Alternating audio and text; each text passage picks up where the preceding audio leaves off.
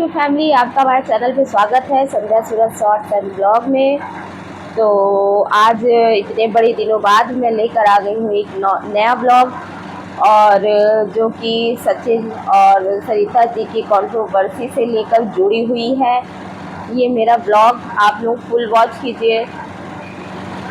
तो आप लोग कमेंट में बताइएगा कि कौन सही है कौन गलत है। क्या सचिन मनीषा गलत हैं या सरिता जी गलत हैं?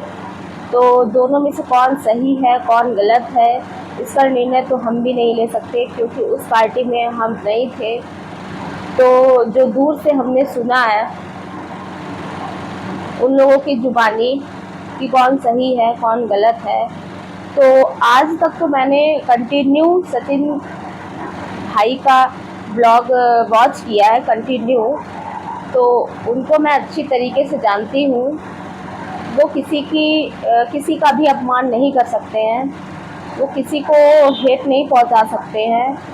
और रही बात सरिता जी की, तो वो उनके फेस से ही दिखता है कि वो उनके ऊपर पैसों का गुरूर है, वो घमंड है उनके अंदर।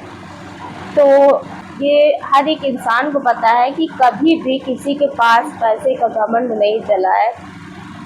और आज के दौर में जब कोई इंसान एक इंसान के ऊपर, और ये तो सच है कि आज के दौर में कोई इंसान जब एक दूसरे इंसान के ऊपर कीचड़ उछालता है तो दूसरा इंसान भी चुप नहीं बैठता है। आज के ज़माने में कोई सीधा नहीं है, पत्थर मारोगे तो पलट कर पत्थर लगेगा। ये बात सभी को सोचनी चाहिए। और जब आप दूसरों की इंसल्ट करते हो तो ये बात सोच कर करनी चाहिए कि कहीं ना कहीं इसमें मेरी भी इंसल्ट होगी। तो दूसरों के चक्कर में रहने से अच्छा है खुद पर ध्यान दिया जाए और अपनी गलतियों को अपनी खामियों को दूर की जाए। और दूसरों पर नज़र रखने वाले कभी भी सक्सेस नहीं होते हैं, वो एक ना एक दिन मुंह के बल ज़रूर गिरते हैं। ये तो मैंने भी अपनी आंखों से देखा है और महसूस भी किया है। जो दूसरों पे नज़र रखते हैं वो कभी सक्सेस नहीं होते हैं। तो मैं तो सचिन जी का ब्लॉग बहुत दिनों से वॉच कर रही हूँ, सचिन मनीषा जी का, तो मैं उन्हें कभी गलत नहीं कहूँगी। और रही बात, मैं सरिता जी का ब्लॉग मैंने कभी वॉच नहीं किया है।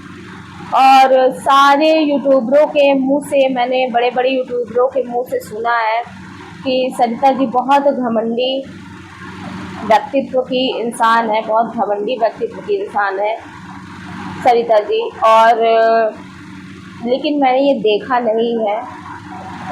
कहते हैं ना, जो देखो देख के ही बोलो, लेकिन कभी कभी आदमी को महसूस हो जाता है कि हाँ अगला इंसान कैसा है।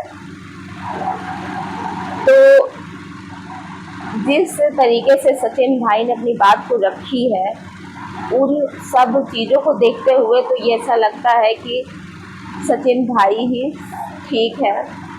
और कहीं ना कहीं सरिता जी सोचती हैं कि मेरी सारी जगह पे मेरी ही चले।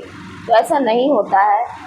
हर लोगों की बातें, जब आप एक यूट्यूबर हैं तो सचिन भाई भी एक बहुत बड़े यूट्यूबर हैं, ये बात आपको भी माननी चाहिए सरिता जी।